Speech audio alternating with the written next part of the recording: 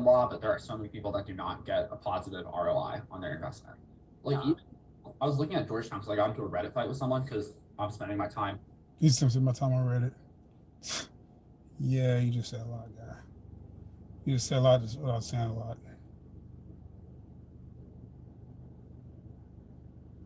Okay. I think I already seen this.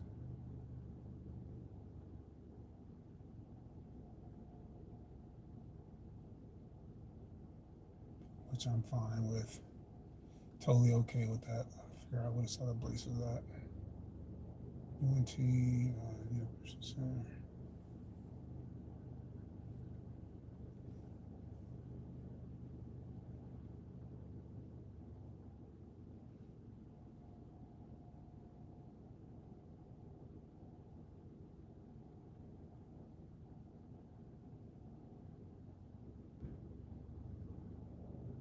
We've been in the same location actually. At the University Union Hall or something. 41 minutes.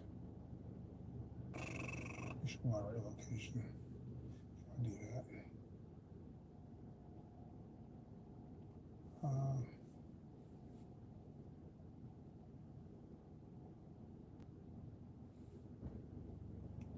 what is the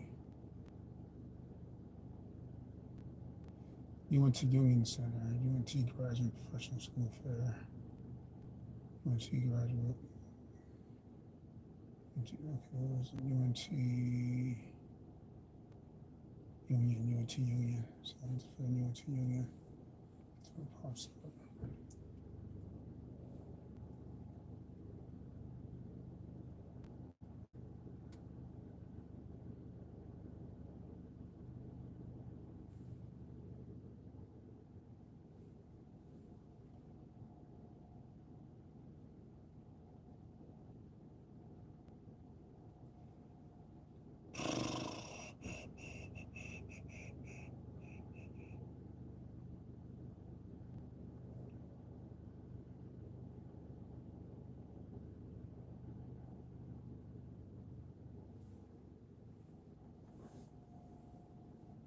I'll spread out a little bit, so I'm not sure which one is which.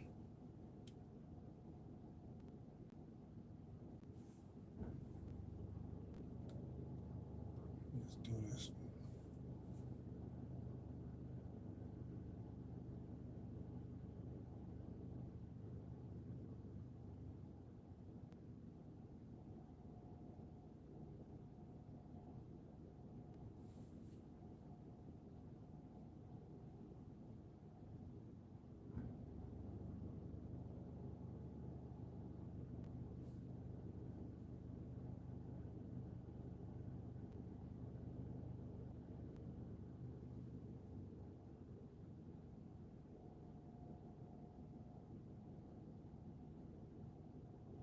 It looks like it might be that right there.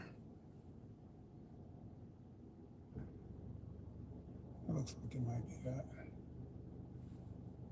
It's 44 minutes. I don't know in a hot minute. It's a 44-minute drive. Crap, it's 9:48. It's 11, so it'll be over. Oh man. Yeah.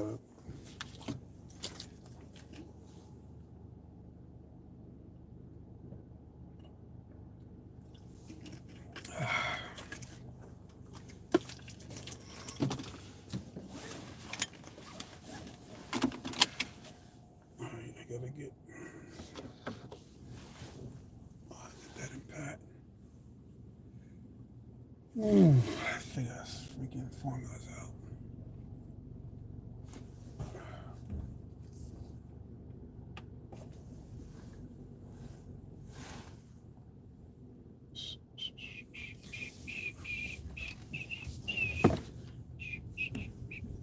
So there you go. You think I was wrong.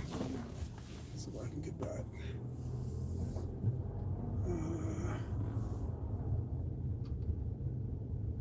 Yeah. I was looking at Georgetown because I got into a Reddit fight with someone because I'm spending my time unwisely recently. But I look back at Georgetown's salaries. It's like It's not 40% wise. people make six figures. Like, this is not some like elite like graduate institution. Like, yes, a lot of people are going to make crazy money, but there's also 40% that are now paying Georgetown tuition, paying DC living expenses, and then you make 70K on the back end. Like, you're screwed. It's game over. Like, financially, you're just fucked. And I don't know. I guess I'm the jerk for like pointing out reality, but I don't know. It makes me like sad. And like and this is sort of a tangent, but like, you know, it's like again, everyone can make whatever decision they want to, but I just always urge people like you have to do the math, like, you have to run the numbers, and like, you know, there's cost to law school. Even if you get scholarship money, if you minimize the debt, I mean, there's also things like living cost expenses. It's like most of the like most expensive or competitive schools tend to be located in high cost of living areas. Like, you know, even if you don't have to take out loans for tuition, you might have to take out loans to live. And like, there's just so many pieces to the puzzle. And it's a huge, it's probably one of like the biggest financial decisions you can make in your life. Right. And even really, if it is free, even if you're living at home, it's still 3 years of your life, which nothing's free. Yeah, nothing in life is free. Exactly. yes, you live to 100, which is like a pretty solid expectation. It's still 3% of your life, which is, I mean, it's like when I hear people that want to go to law school for reasons other than practicing law, I mean, unless like you have nothing better to do, I'm like genuinely probably don't do that. Like the amount of people that come in are like, I want to start a business. I'm like, start your business. Like, don't get a JD. That's not going to help you. Like, just 3 years of like doing whatever you're doing is definitely going to make more of a difference than getting some degree that doesn't really relate. And I mean, there are ones where I guess you can make the argument, like if you want to do politics, I can see how a JD can give you connections. But I feel like 3 years of networking really hard and hustling in campaigns would probably serve you just as well, be cheaper, and you get paid for it. So I don't know. Like whenever I see people post about like all the things you can do with a JD that aren't practice law, I'm like probably not, because you know what you also don't need for those jobs? A JD. Like you can find one, because I'm one of my favorite LSAT positive goofballs. Not that I'm negative, but this is why I'm negative, because I see stuff and I'm like, oh, well, that's not true, so I'm gonna attack it, and it turns a little positive bend into negative. Yeah, here we go.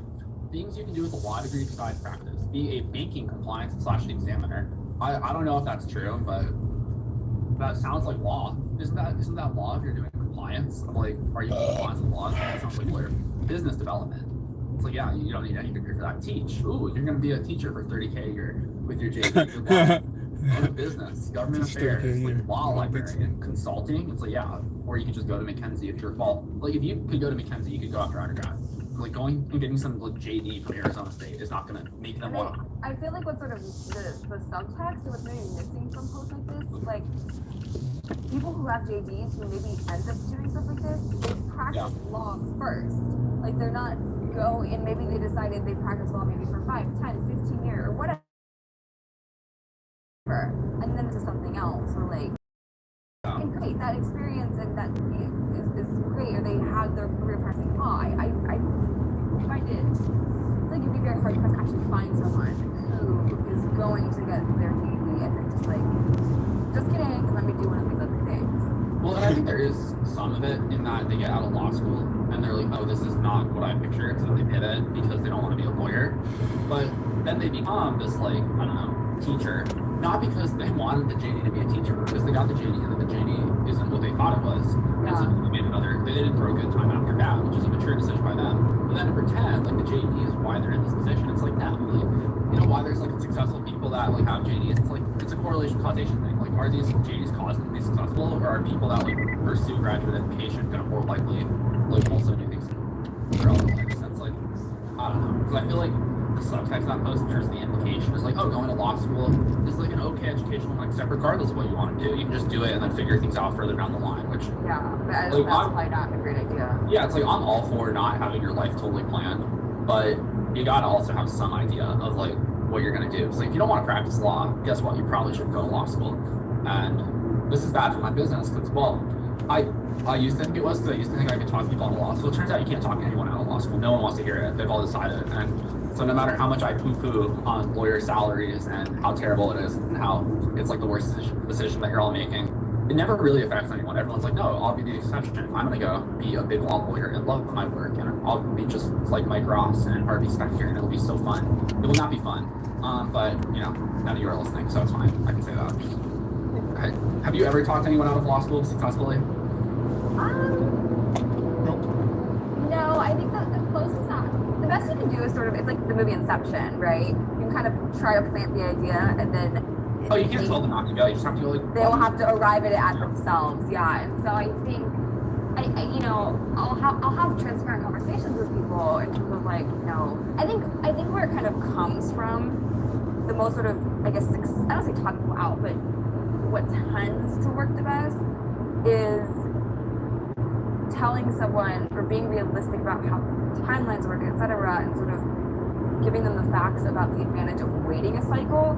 And often, if that conversation is entertained, then they just allow themselves, they give themselves permission to take that time to like either get their stuff together so that they can apply successfully, or just having that time, they're more likely, if they decide they don't want to go to law school, to actually then arrive at that decision. Right. So, yeah, I don't know. So we got 8 hours. I mean, I try every month, but I mean, I know no one's there for like my opinion on the legal profession. It's like, yeah, we all know you didn't want to be a lawyer. That's why you're here. But it's because I mean, there are people that are genuinely meant to be lawyers. I don't doubt that. But then you also talk to people, and it's like, oh, like you didn't do an hour LSAT homework. Like I don't know. Do you know what lawyers do? Like, they work all day. It's like if you love that and like you actually want to do this work, and that's something that you can see yourself doing, then sure, it's a fine profession. But the amount of folks where it's like they just want to do it for the like say like, oh, I'm going to law school so that they can like impress their grandma. It's like no, that's probably a bad reason. Well, the biggest thing I noticed It's probably a bad reason. I just have to have like candid First conversation grandma. with people. Like a lot of people have this idea of like, oh, if I just get through the LSAT, then like it's all downhill from here. Like it's all uphill from here. The LSAT like just unlocks. It's like the phrase like, what's the reward for work? More work, right? Like More Right. work, you're more work. unlocking various stages of like work, basically, and it doesn't stop. And I think a lot of people don't realize that, and you have to be able to be prepared for what's to come. It's the same idea with reading comprehension. I'm sure Yeah, I was about to say that. Like, it's like, oh, like these passages are so boring. Like, what do you think law school is? Like, if anything, reading These comprehension is are like fun. Yeah. You're learning about like lemurs or something, and now you're gonna like learn about like some case about like property law from like the 1700s. Like, ooh, sexy. Yeah. I don't know. That was my first indication. I didn't want to be a lawyer. I found like the art passages, the science ones, fascinating. Then we get to the legal ones about like some like common law thing and like how it formed. Yeah. Like I could not care less. Like this does not matter to me. But Yeah. They've grown on except me, but that was my initial reaction as well. like yeah, it's well, I don't know. I'm pretty disillusioned with the law. I'm kind of upset everybody else and stuff like that. But once again, not good for the LSAT. So all you that are gonna change the world, yeah, good for you. Go make a difference, I guess, or whatever. Anyways, that's fun. So yeah, real quick, I did want to touch on my theory about the scores because I noticed subjectively is that August scores were down from past LSATs. I noticed this on Reddit, which is biased sample, so it's difficult to really extrapolate data from. I also noticed it among my students, which once again, small sample, but a sample nonetheless. But what I did find is that the scores seemed lower, but the percentiles hadn't bumped. Because over the time that we've done the LSAT, I believe when I started, a 172 was the 99th percentile, and now it's all the way up to a 174. So scores have gotten higher over the years. But that's odd, because I'm like, oh, like, harder LSAT, you can miss fewer questions and get the same score. They're probably going to make things more difficult. But then when scores came out, the 99th percentile was still 174. A 170 to 96th percentile, that blew me away. That sounded so low. I was like, there's no way 4% of people score 170 or higher. But I guess they do. But anyways, my theory is that LSAC is calculating the scores based on a moving average. So maybe they're looking at all of 2023, 2024 to calculate percentiles, in which case all the current LSAT takers are being compared to logic games takers. And then and so like in a year from now or so, or maybe a few months, I have no idea what timeline they're doing this on, if they even are doing it. But then the new kind of post-logic game scores will start to filter out, because it does seem like scores are lower. Like I did not have anyone score high 170s, and people were cranking those out back in back in logic games. So I don't know, it's my theory. I don't know if there's any merit to it, but. Well, it's interesting because before we had this shift, right? Like when we had talked about this before in June, May, whatever. I just thought Right. taught this class for 10 years. We're sort of expecting a bit of a bubble burst at the top, right? Which again makes sense. Like if you're a strong LSAT test taker, your games are effectively -0, and you just don't have, I think, that same degree of reliability with LR and reading comp. Even if you're scoring extremely highly, like there's just going to be a little bit more natural variance, which where will that affect the top scores, where literally one question can change your score dramatically. I mean, you know, a point or even 2 points, right? Which it doesn't sound dramatic, but you know, it just with this being so competitive at the top, it is. And yeah, I would probably agree with you.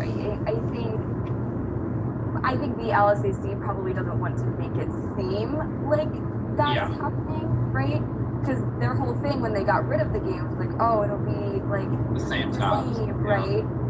And I think here's the thing. I think law schools and the LSAC probably want this bubble to burst, though, a little bit. Yeah, because the LSAT has lost power. If there's so many high, it's inflated, right? And it's like GPA to some degree, and it's not to the same degree at all, but like kind of. Well, the whole point is to differentiate people, and if it can't differentiate people, then it's like lost its power. And it's like at least at the very top, where like when I took the LSAT, I scored above the 75th percentile for every school in the country.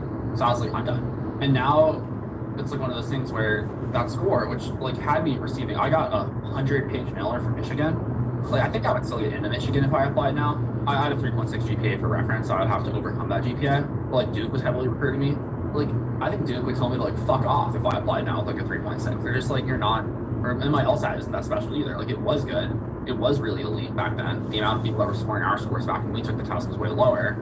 But now it's just like not the same thing. And I feel like that's a problem for LSAC because they want to differentiate people. And if everyone is elite, then no one's elite in a weird way. So yeah, so I think LSAC and these most competitive law schools, I think, are incentivized to sort of have this bubble burst, but they don't. That's like bad PR. Everyone's elite. Well, they can't say we're making the LSAT harder because then also the people with logic games are advantaged. And they don't want to say that. They don't want to say, oh, if you took the test during these months, you objectively got an easier score than you are now. So they have to do it hush-hush. I mean, this is all speculation for what's worth. Like, it is possible that the scoring scale is objectively the same difficulty. I don't know how that would work since one section got completely axed and one got doubled. Just from a logical standpoint, I don't see how you could argue that it's exactly the same. But I guess they could compensate the scale to be the same.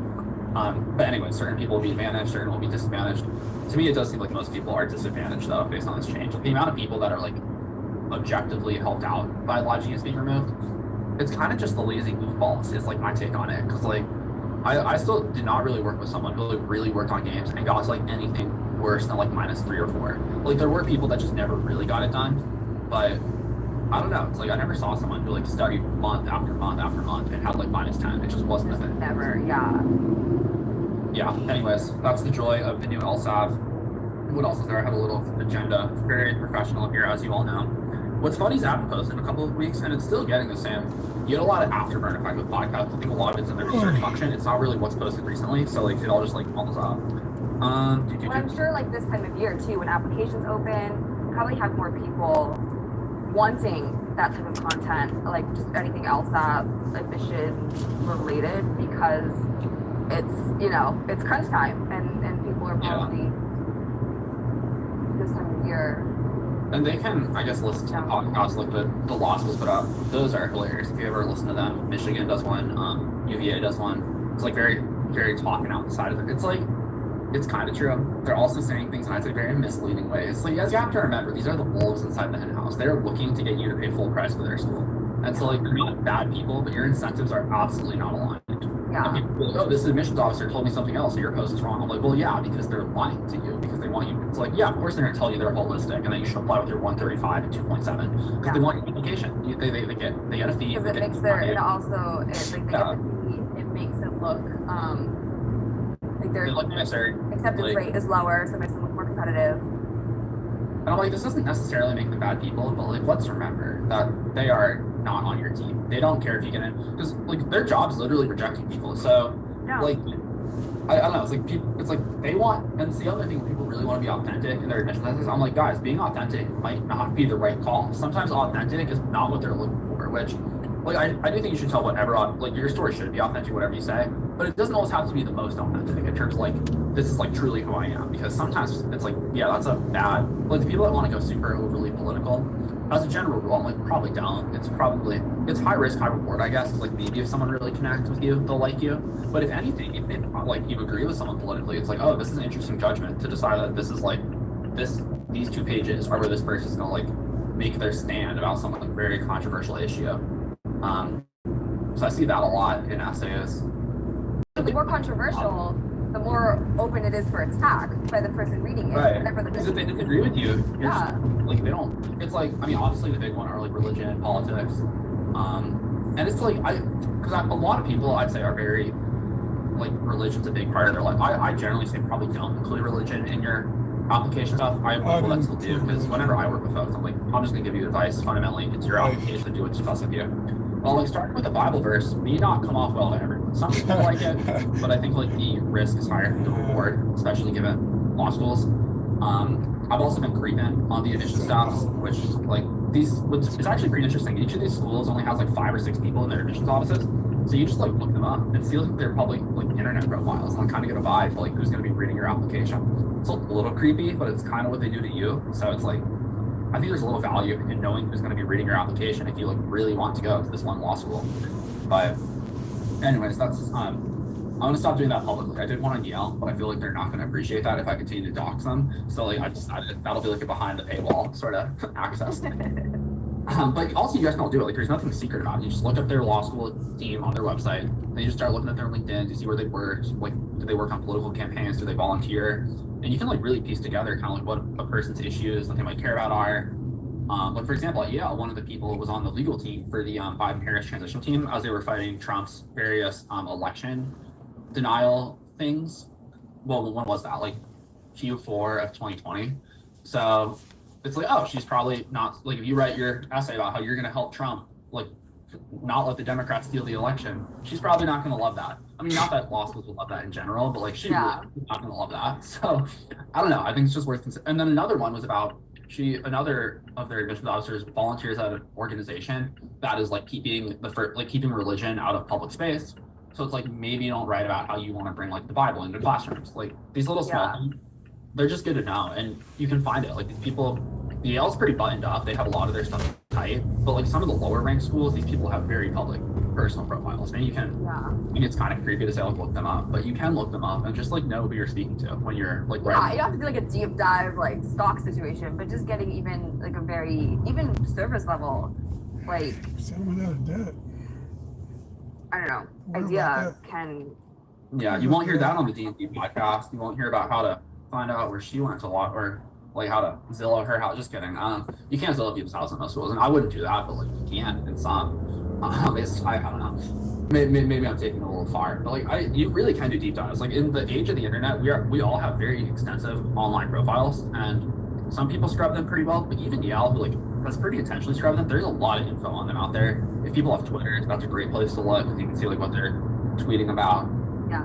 Yale's pretty quiet. It's like all admission stuff, which is probably appropriate. Their LinkedIn's, people are reposting stuff on LinkedIn. You can get a vibe for like how they, I don't know. It's a little weird thing I do, but I found it to actually be pretty useful in terms of catering because fundamentally these are humans reading your applications and making human with their human brains, so you can like manipulate them.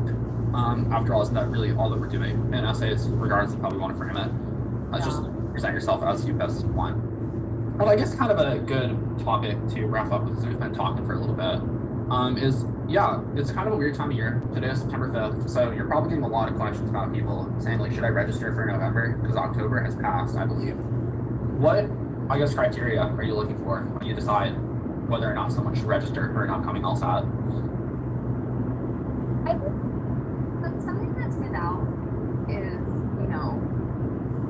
first of all, where are they at now, and what has their studying been up until this point? For example, like if someone comes to me and like, I want to take the exam November, so I can find this cycle, and like they're just completely new to this test. I'm like, like this is not the. Yeah, this story doesn't end well. Like, I'm like maybe if you're want to go, you live in Idaho and you want to go to U of I, maybe you could apply with an excellent maybe if you take the exam in January, you can get an excellent score, apply, have great offers, accept, great, go this cycle, start the next year, right? Or this Right. cycle, start the next year, right? But, you know, if someone's not doing the, I call this, I have always characters, I call it local lottie. So someone who wants to go to like a local law school, they're doing more, you know, top 14, Terry or whatever. Like, no, this is going to be a next cycle situation. Or, I mean, again, they have to decide, it's on them what they do, but I'm just, we'll be honest, like, okay, let's Right. next cycle. And it's really about, okay, preparing for the LSAT in, I would say, like, the spring. Let's take it in the spring. But if someone, what I get a lot of this time of year is people who are taking September, right? But they are just not feeling, or maybe they're feeling like okay to good about where they are, but they're registered for September, they're taking September, right? And I almost always, some of those people are already registered for October. A lot of people just will register back in this, I you guess know, a few. take them. But for the people who missed the deadline Yeah, I guess for a few October, I typically are back. recommend just register for, I mean, you do get the September score back one day before the November deadline, but I typically recommend to just, if you can, like financially, just go ahead and register. So that way you just keep studying, and, you know, if you need to get a higher score, you have that option in November. But really, I would only recommend this if, again, you're feeling in a decent spot about your September exam, and it might be like the outcome, maybe you have a slightly lower performance day, but you know you can do better, or you get like a decent score, but you again know you can do better, and maybe just want to squeeze out a few more points for optimizing admissions a little bit more, or again, scholarship purposes, and Right. have the November score. But yeah, if someone's like brand new, they're like, okay, I like decided yesterday that I want to apply this cycle, like November. I'm like, okay, if you want to apply this cycle and you're new to the test, again, probably want to take January, and this would only be if, again, you're applying to one of those more local or regional. Yeah. Well, and I mean, it is different for everyone. That's why giving advice is so tricky, because you'll Yeah. say rule, and then someone will point to like the exception, which technically exceptions like exist for almost everything. Like I had a girl who took April this year and is at Florida on a full ride, which is not common. Oh, she actually took June. She was on the wait list, and then when she got her June score in, they bumped her from the wait list to a full ride. But it's like, yeah, that's true. That's also like the one person I've ever worked with where it's worked out applying in April that I'm aware of. So like, it Yeah. technically, yeah, are there exceptions? There are also other factors which we won't go into that certainly helped her in terms of her admission stuff. So like, that's a thing as well. Mhm. And when you like then take broad advice and apply it to everyone, it's like, yeah, I mean, that doesn't mean it's a good plan. It happened to work out. Like you can luck yourself into something even with kind of poor planning.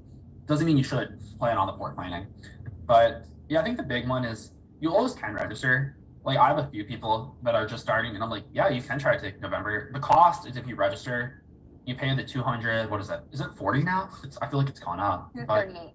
238. That's insane. But 238, you don't get that back. But like if you have the means to do that, it's like an insurance policy almost, where like you give yourself the option to take November. You don't have to take it, but now come test day, you can choose whether or not you want to take it. Because you know, some people starting now will be ready by November. It's not common, but Yeah. some people do. I mean, and by not common, I mean like probably like sub 10% of people. Like it's probably not you if you're listening and hearing this. It could be, but probably not. Although everyone will immediately think, oh, therefore it's me, and therefore I can do this. So I shouldn't even say the exceptions, because humans are so bad at understanding that you're probably not the exception. Anyways, it can happen, but then there's like the downside. Like if you're not ready, you shouldn't take it. Yeah. Though you do only lose your money. Even if you do take and you score bad, you just lose one of your 5 takes, which you shouldn't waste, but it's not going to kill you either. And then there's January, which yeah, puts you on the later end. So it's kind of, I mean, we kind of sound like bummers, but like I'd say for most people, it's like if you're just starting out, it's kind of too late for this year. You have competitors who have already gotten their best LSAT scores. They've already applied and have already been accepted, and you're just now starting the planning phase. Like I don't know. Maybe this is why I'm a meanie, but like I don't think that's going to work out. This is what I find so frustrating about the process though as a whole, is because, like we were talking about earlier, I just feel like the messaging that goes out from law schools is just not consistent with how it actually works. And it's really unfortunate that there's not a ton of transparency about this. Like even schools that like are really competitive, like, yeah, if you're in the know, like, you have to basically apply as soon as possible. But like outwardly, they're like, our deadline's February 15th. And it just, if you don't know about it makes it sound like perfectly inviting to take January and apply, in February. And it just, I don't know, I find it frustrating. I'm sure you do too, because then you're always trying to like fight the messaging basically, or like, and unfortunately the people that say like, oh, you totally can start now and get in, it's like they come off as like, then Ben and Madeline are just haters telling you like not to do it, and so-and-so's on your team because they believe in you. It's like, it's not that I don't believe in you, it's that I think it's a bad plan and it probably won't work. And what I was worried about is that someone will take the LSAT, let's say they're starting at like a 150 and they improved to like a 158. They're happy they've improved 8 points. But often someone starting with a 150, like I tend to think like 165 minimum, off to here. Like, but assuming proper work, some people just aren't going to do it, which you can't fix like a lack of work ethic. But for someone who like really puts in the effort, they will improve a lot. Yeah. And then they get a 158, maybe like a 3.7, and they're like, oh, I'll just apply, and they go to like some crappy law school for full price. It's like, if you had just waited a year, you could have gone to like a much better school or gone for free to like the same school. So, I mean, that's always the saddest thing when you see people, because I work with a decent amount of folks and some of them take the advice, others do not. It's one of the most frustrating things about giving advice professionally is that people pay for it and then don't listen. It's like, why did you pay? Like, what's the point of even like coming to class if you're not going to do what I tell you to do? I don't know. That will always fascinate me. The amount of people that sign up for stuff and then just don't do the work. It's like, what was the point here? But it's interesting. I noticed that trend the most in what I call like the resource hoppers, or like resource roulette. People right. think like just magically spending the money on the book translates to the score. I'm like, no, like you have to, or whatever book, whatever it is, course, whatnot, right? Course, like whatever you're doing. That doesn't entitle you to a high score, right? Like it can help you get there, but it doesn't automatically translate. You have to put in the work. There's just no way around that. No way. Yeah, it's frustrating because I mean, occasionally I have someone who will reach out to me, often Instagram DM, and they're like, I've tried everything, please help me. And like my immediate thought is, if you've tried everything, you're probably the problem. And it sounds bad, but it's like, I think I'm good at LSAT. I think I teach in a way that makes sense. I'm also under no delusions that I'm the only person that can teach the LSAT. So it's like, if you've worked with everyone, like, I don't know. It's like, there are people that suck. If you've worked with like one person or one resource and you haven't improved, it very well could be them. But if you've worked with like 20, it's probably you. You're probably just not doing whatever needs to be done. So it's just one of those funny things where it's like, yeah, like you can, I guess, like I'll take your money. I'll always be happy to, but I'm like, if you don't do the work, like, and I try, like, I really do not make promises with those people because for one, it's like, I don't want to be the next person they're complaining about. I always try to be very, like, I sometimes give out samples of class just so people can kind of see what they're getting. I was like, I don't know. I always want people to know what they're doing. That's why consultations are great too. So you don't, that way someone hasn't paid and it's like, oh, like this sucks, I don't want it. And you can be like, well, you knew what you're getting. And if you don't want it, like, try to do a free class too. It's like, make sure you like what you're getting before you pay for it. So I think I still have a refund policy because I feel like it's good to have, but I don't know. You really want to avoid those like difficult people.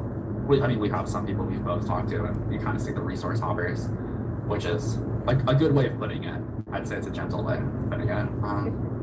Also, often some of the most engaged people, I would say, in terms of like content, which is like maybe delete Instagram, maybe get off TikTok. It's so funny because the one thing, I mean, you obviously know my platform. I tend to be, I'm pretty mild and like. Yeah, you're a lot less spicy than I am. Like you're very. Which is great in general. You should get way more engagement than you. I don't know why you know. It's like, it's actually, I would be very frustrated if I were you. Like seeing my like numbers compared to what Jesse gets, I'd be so pissed off. Yeah, I mean, it's, I think I have a good community of those who are really engaged. So that to me is that's fine. A good point. Because yeah, it's not just all. First though, let's close out this stadium robbery with the win over ADM, please. Thank you. I mean, we over there with.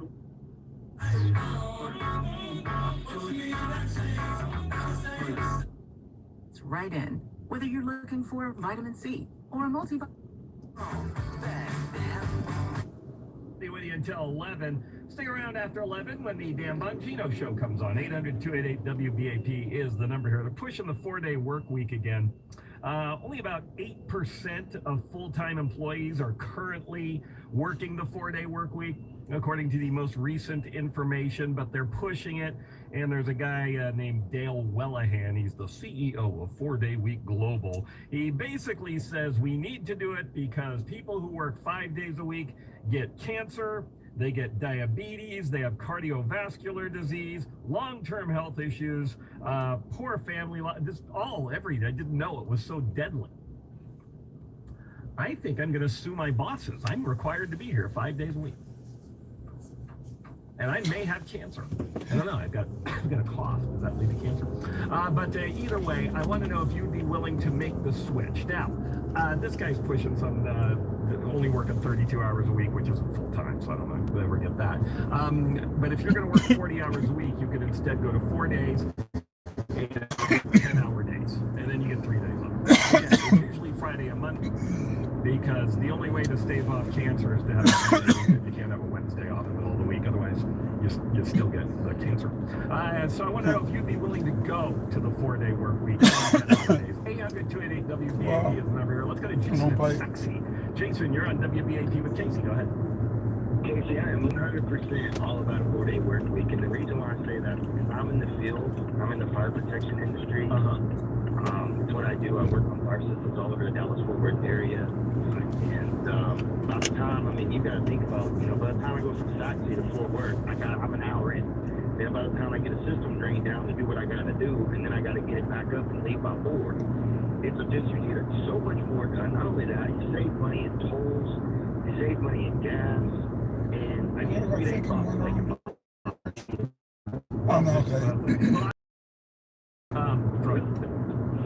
My job.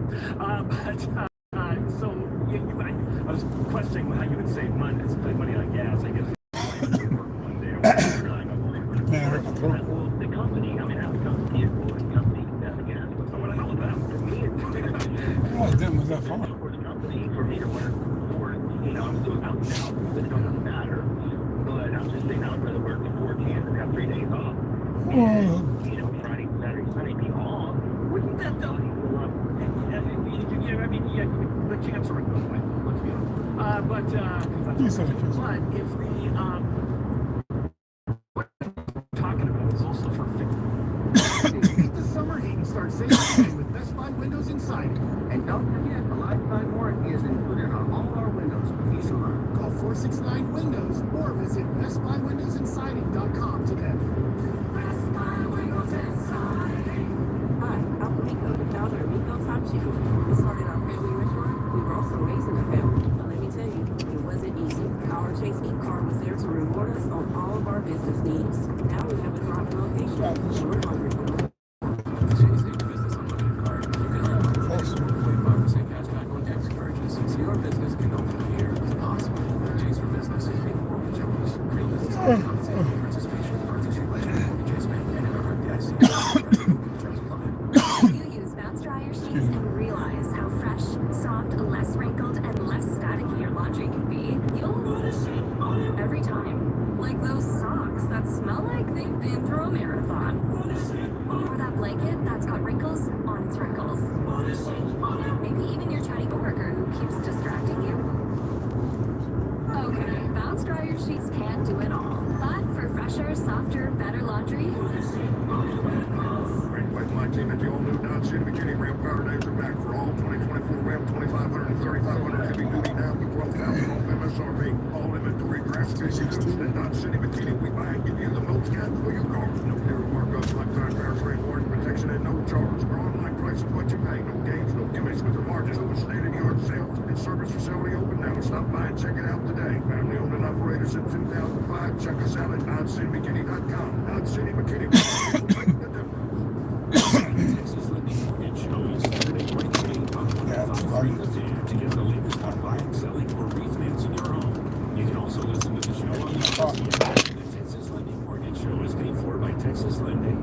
Febreze. Fabric Talk. Hey, it's me, your couch. Today's my favorite day of the week. Febreze Fabric Spray Day. The occasional deep cleanse of ice, but in between, I'm in the refresh. Ooh, and she comes with the Febreze Fabric Spray. Oh yeah, spritz them on grass. Big shot, nothing like a good spray down to get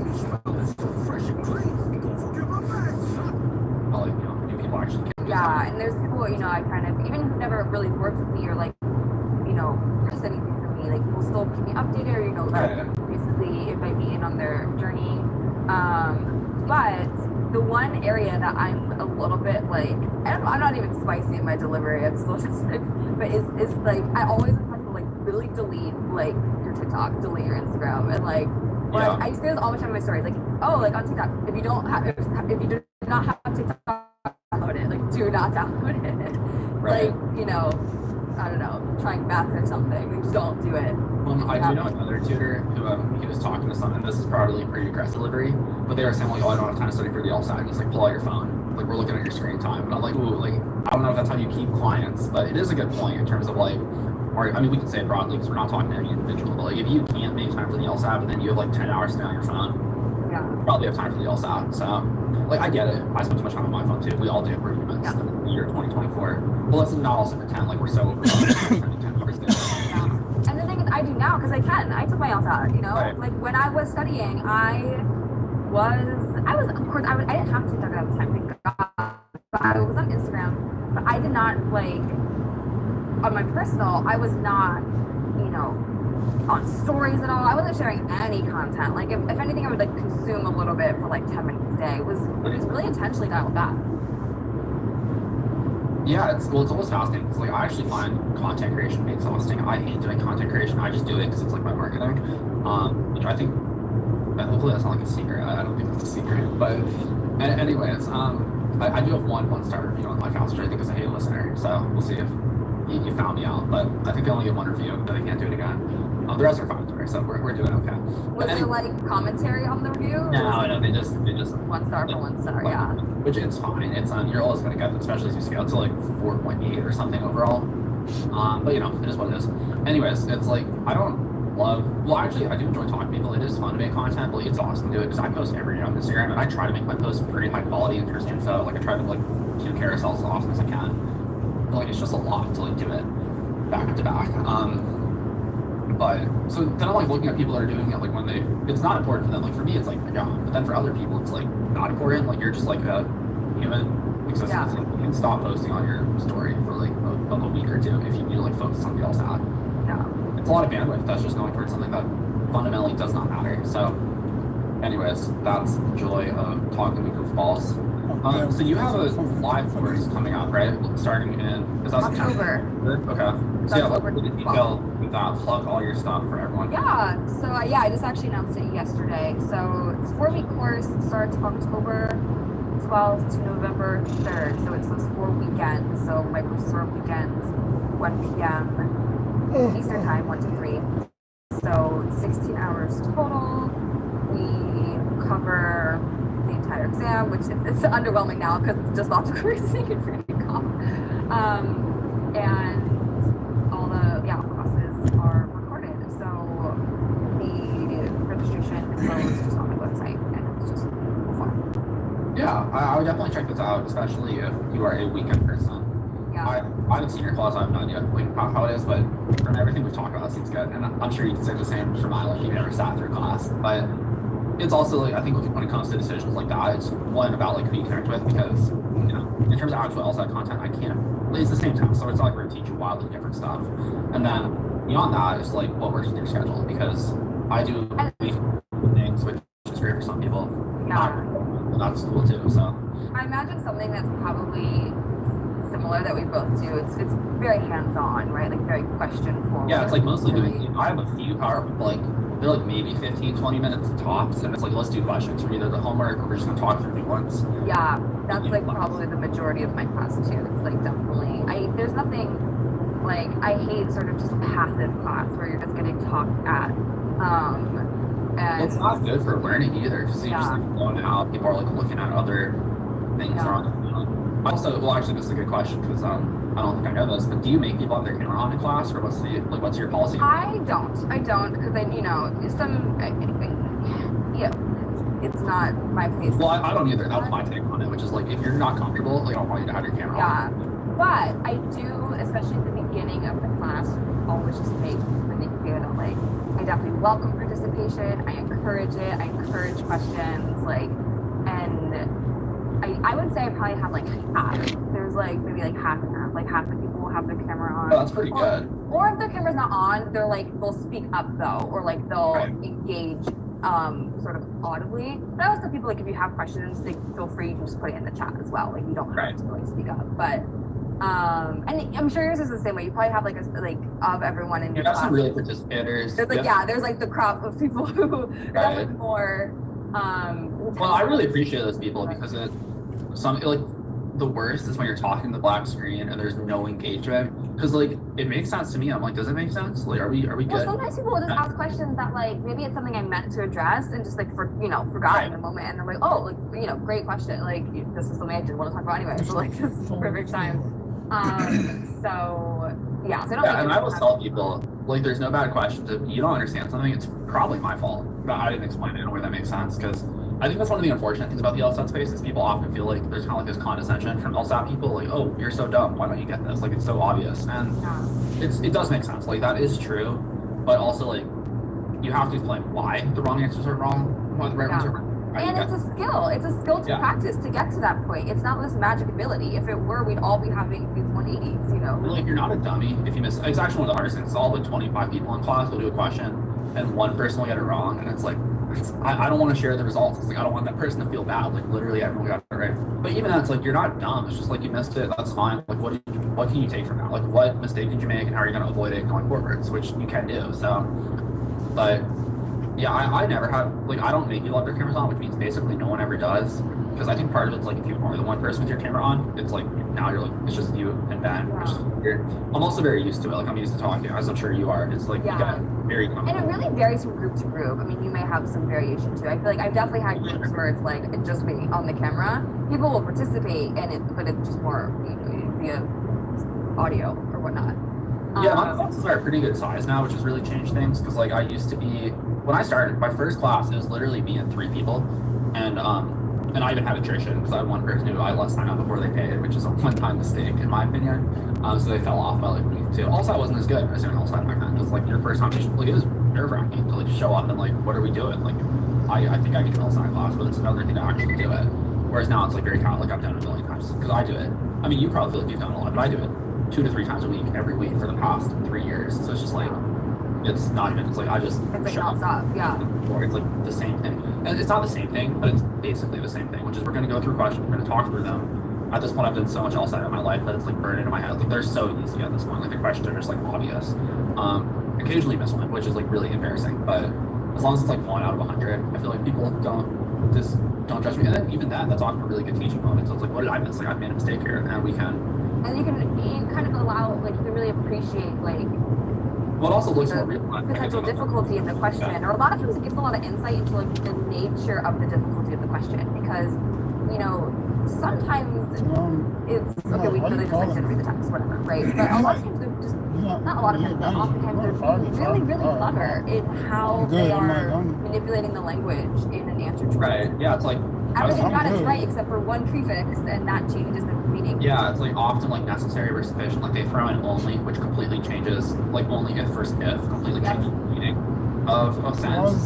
And it's almost like frustrating. Like, well, not frustrating, but it's like almost hard to point out because you're like, it's the only, and they're like, you want to get more explanation, but there is no more. It's like, it's just that one word. Like, you missed it. That is a necessary condition, not sufficient. Like, you have to. Like, I'm not much of an LSAT knowledge person, but if you don't understand conditions, it's going to be a rough time. Like, that is the one thing you really have to know. Because, like, oftentimes they want to find out, you understand necessary condition, we need a sufficient condition. Like, oh, I haven't even talked about that yet in class, but it's like, it really does matter. So it's funny, I'll tell people, like, because like you said, there's really not so much like content sensitive in the exam, but I always tell people when the if and only if comes up, I'm like, hey, there's any single thing to have like memorized, locked in your brain for this test, it is the if versus only if. And I always tell people, like, I find out you missed a question on the actual LSAT because you missed the, like, you took if for only if. I'll hunt you down because I'm telling you now, like, do not confuse those two. Yeah, I'm trying to think about other. I mean, honestly, other than that, it's like that's kind of the big one. That's the biggest one. I feel like quantifiers is like most all, but those are pretty like intuitive. Like, I think they're more common sense. Yeah. Yeah. So it's like, whereas only if. I mean, they have the literal meaning that we use in real life, but people that's on guard for them, and it's like you have to like spot them. Like that, there should be point flags here. Which is why I have a whole day on it, is because I don't think it's terribly important. like I try to keep it hyper focused. That's why we don't talk about like I'm trying to think about like something nonsense that people do talk about that like isn't terribly useful. Like I don't know, like quantifiers, like spending a ton of time on like most versus like all. It's like it's not that hard. Like Or some like some roll. I'm like, that is like not even a bit of an issue. people are writing down some equals like more than one. It's like yeah, technically, but also like duh. Like reading English, like if so, you knew what that meant. The other one that I find is people love the answers they don't understand, especially when they go abstract. So they talk about like the argument, like oh, the lemurs are nice. It'll be like fails to consider an alternative explanation for the like observed phenomenon. And people just pick that because they're like confused. I'm like, no, what is the observed phenomenon? Like, can you point it what you mean by that? Or can you point Or I'll sometimes see the opposite, where like someone won't understand an answer choice and then they interpret that to mean, oh, it must be wrong because I do not understand it. Like, well, Yeah. you don't want to deal with comprehending what it said. Like that does not indicate to you whatsoever if it's correct or not. You have to think that Well, so person I had my first LSI class in September on Tuesday. I usually do Mondays, but Labor Day and whatnot, which apparently is a thing in Canada too. I sent an email. I kind of make fun of Canada a little bit. It's like a little bit I do. But anyways, No, I have a Canadian student, and I asked her the other day, I was like, do you guys like have Labor Day? She's like, yeah. I was like, oh. And I never know, because sometimes it's I something. just like assumed it was an American thing. Like I didn't realize. But anyways, but the first day is always instructive because you see the people that are looking for like kind of the tips and tricks, and they're like, oh, does this answer, or sorry, does this word maybe be wrong? I'm like, in this circumstance it does, but like as general, like no, there are no words that are like universals, and people are like, are we looking for a strong answer? I'm like technically on like a must be true, weaker is better, but that doesn't mean a strong answer is wrong. It's all about is it proven by the facts, and it's just I don't know, the whole like just looking for heuristics as opposed to understanding. It's like yeah, if you want to like get to like 155, you could probably do it this way, but that's just never the goal. It's like I want to get you guys way past 155, so I don't know. So let's. But the big thing really is though, like if you're listening to this and you're like, how do I get better at the LSAT? Start engaging with the text. After every sentence, have a conversation. If you're not, that's a huge problem. And that's honestly like that one book we were talking about. That's what the whole book is. It's just saying, hey, it's like a really complicated way of saying, what did you just read? Which she could have done a little quicker in my estimation. But and also like it's not proprietary. It's the whole like cult like group of that. It's so funny. But it's like, oh, we're the only way to do LSAT. Like that is necessary, sufficient. You may be sufficient for LSAT, but you are not necessary, as shown by the fact that people have studied with all sorts of study resources and gotten high scores. But that's besides the point. Well, yeah, I feel like that's a lot that we covered. For people to find your stuff, your website is MadelineJessen.com, right? Okay, fantastic. And you can also find Madeline on TikTok or Instagram. I'll plug all her stuff in the show notes, so you can just click on it. And yeah, thank you for doing this. If you got value from what we talked about today, the best thing you can do for me is to leave a review or a rating. It doesn't cost you anything other than 2 seconds, and it really does help me out and help me reach more people. Additionally, if you have a question or anything you want talked about in the world of LSAT or law school admissions, you can email ben@lsasimplified.com to get your question or piece of information on the agenda. I also take various application components, whether they be personal statements, diversity statements, etc. So if you want my free feedback, I do those anonymously for you. Additionally, I'm always happy to expand my thoughts on something or consider other perspectives. So if you have something that you want further clarification on, or you disagree with me about, I am open to hearing it. I will add that typically I'm not going to change my mind because I tend to think about these things pretty deeply before I put them out there, but I will at least hear you out. All right, cool. That's all we have for today, so I will see you all next time.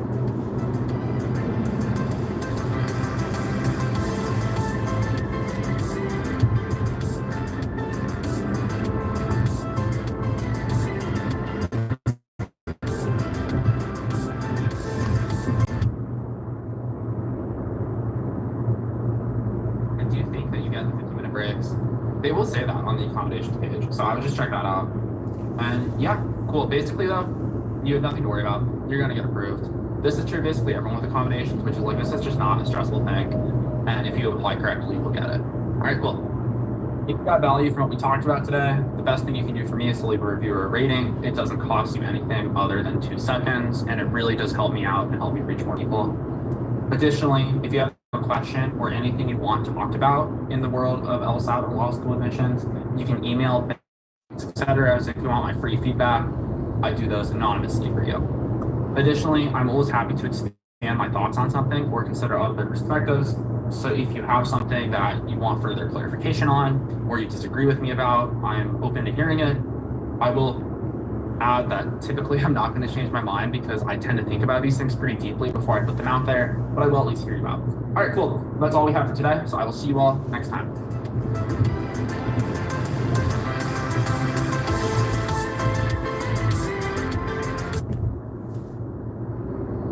But the reality is, do you really want to be in that job that's going to make you a ton of money? Because you will be paying other prices for it in terms of Right. it's maybe a little bit different if you're, I don't want to sort of reinforce gender roles here, but it's just the reality of it. It may be a little bit different if you're a father than a mother. But not much. I mean, family is family, right? And whether you're the mom or the dad or whatever family structure, right? There can be really big sacrifices that I think a lot of times people don't really consider the hidden costs of a lot of these like high paying jobs. I think there's a lot of them. So. Yeah, and transparently, if you're a smart person that can make it to bid law, you can make it in other parts of our economy. Like, you don't need to go to the big firms. Like, I think a lot of people, they view this as like, oh, I have some useless undergrad degree.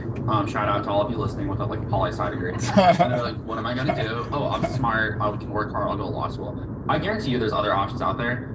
There's a lot of kind of doomer vibes on like TikTok and whatnot, where it's like, oh, the economy's the worst. There's no job opportunity, and I just don't know what economy all those folks are looking at. Because like when I'm looking, I wish I had like 50 lifetimes to do all the things about like all the opportunity there is, and there's only one, so you kind of have to pick like what you're most passionate about and what you really. But like, if you're here because you think law is the only viable path for you, it's not. There are other things you can do, and you know, if you want to be a lawyer because like it fires you up, then do it. Like, there's nothing wrong with that. Yeah. I'll like really discourage people where it's like, I don't know what else to do, therefore I'll be a lawyer, because it seems like a clear path. It's not the only option. There are other things you can do. If you got value from what we talked about today, the best thing you can do for me is to leave a review or a rating. It doesn't cost you anything other than 2 seconds, and it really does help me out and help me reach more people. Additionally, if you have a question or anything you want talked about in the world of LSAT or law school admissions, you can email ben@lsasimplified.com to get your question or piece of information on the agenda. I also take various application components, whether they be personal statements, diversity statements, etc. So if you want my free feedback, I do those anonymously for you. Additionally, I'm always happy to expand my thoughts on something or consider other perspectives. So if you have something that you want further clarification on, or you disagree with me about, I'm open to hearing it. I will add that typically I'm not going to change my mind because I tend to think about these things pretty deeply before I put them out there, but I will at least hear you out. All right, cool. That's all we have for today. So I will see you all next time.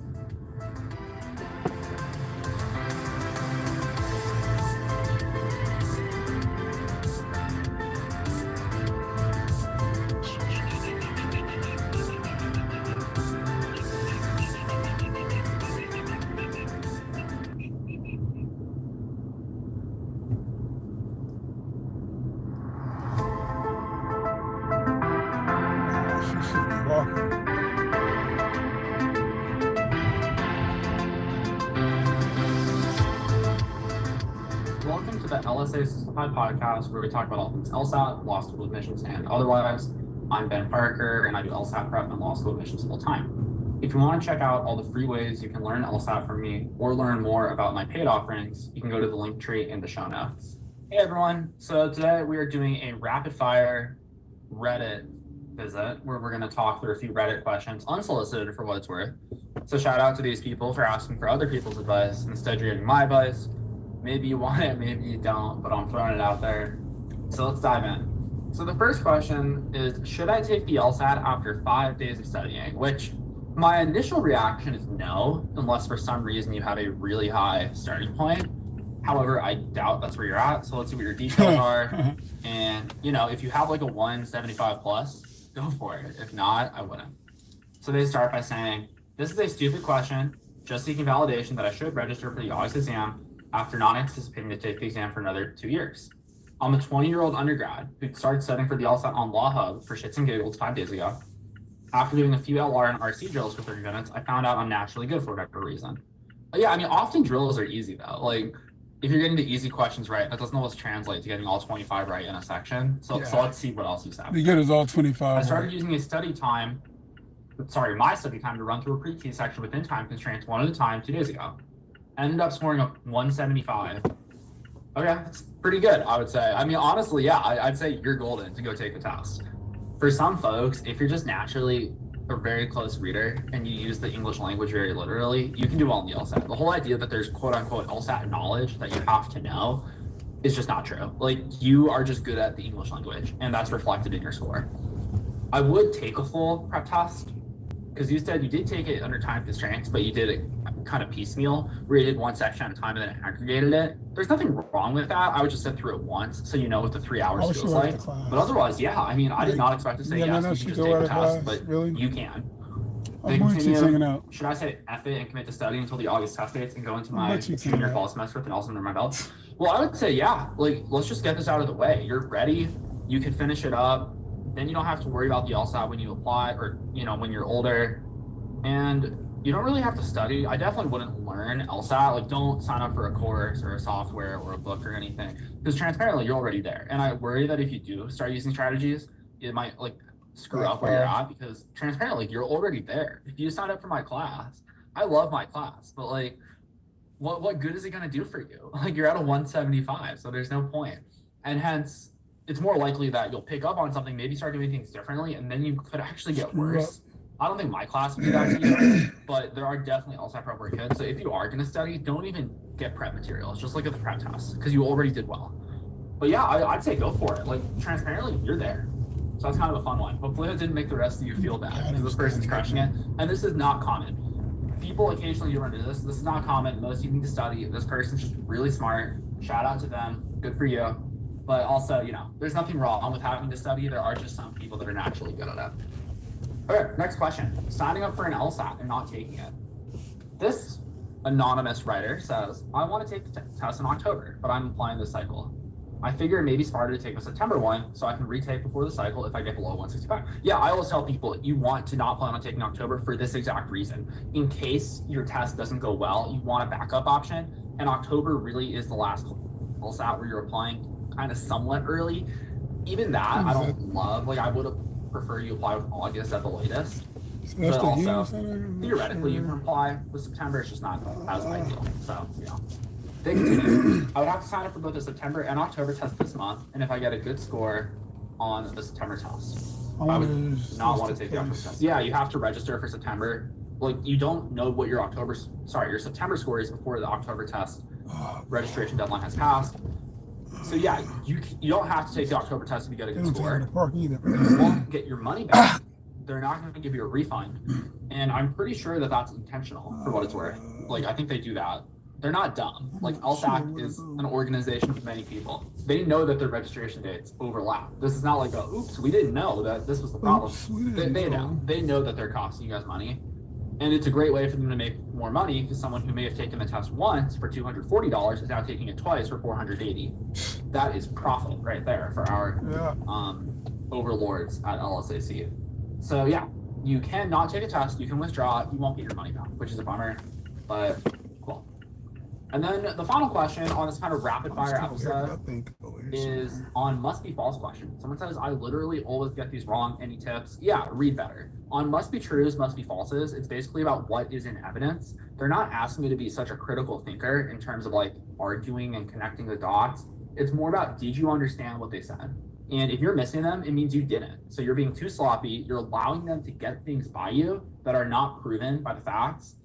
And that's a problem. So with must be trues, must be falses, if you're ever missing those, it means you're sloppy. You gotta go slower, because everything is on the page right in front of you. These are not super complex must be trues or must be falses. At most, it's like 4 sentences, usually a lot fewer. So if there's 2 sentences and you can't understand those 2, that's a big problem. And it means you should slow down.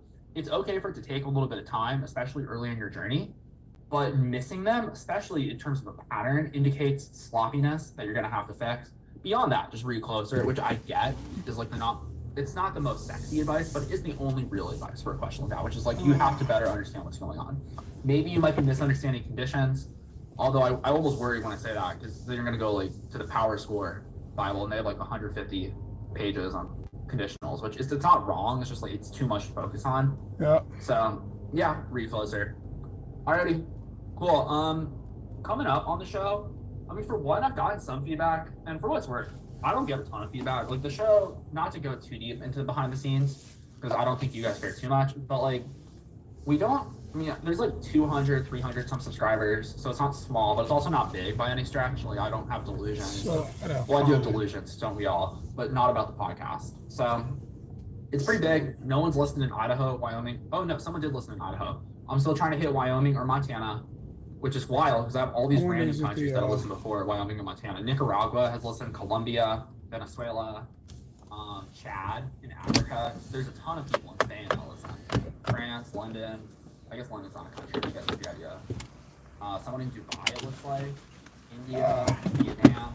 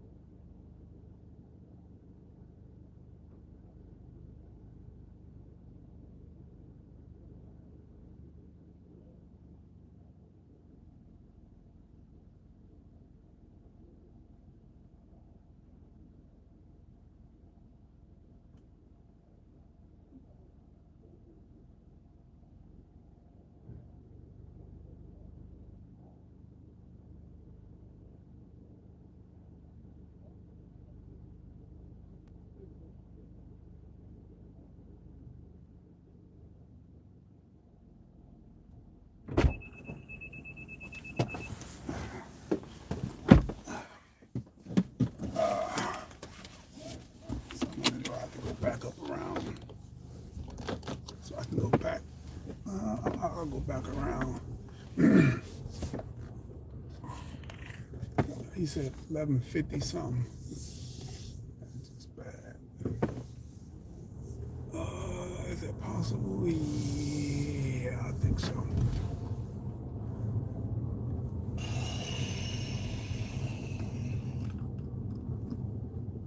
Down the road. It's a They one-way. might always do it. Crap. Hey, we're trying to do this, but we're also trying to build for 3 years at the same time. They never really have a true identity of what they want. Then that could be they could fall apart, man. And so that's why I do like this text. Hold on. Kevin hates the Cowboys and he hates Team Kevin? I'm very confused. 3817, why is it always the first segment of the day that you try to get us to root against the Cowboys? Not letting that person rile me up like last week. I remember that person. Absolutely. Congratulations. Last Friday, you pissed me off. All right. So, look, I'm going to be honest about it. So, and this is why I kind of wish you were playing, the Lions this week. Or, I mean, I know San Francisco's run into its own woes as of late, but even San Francisco, or maybe the Eagles or something like that. Because then, if you win, you could really say, hey, I think this is a good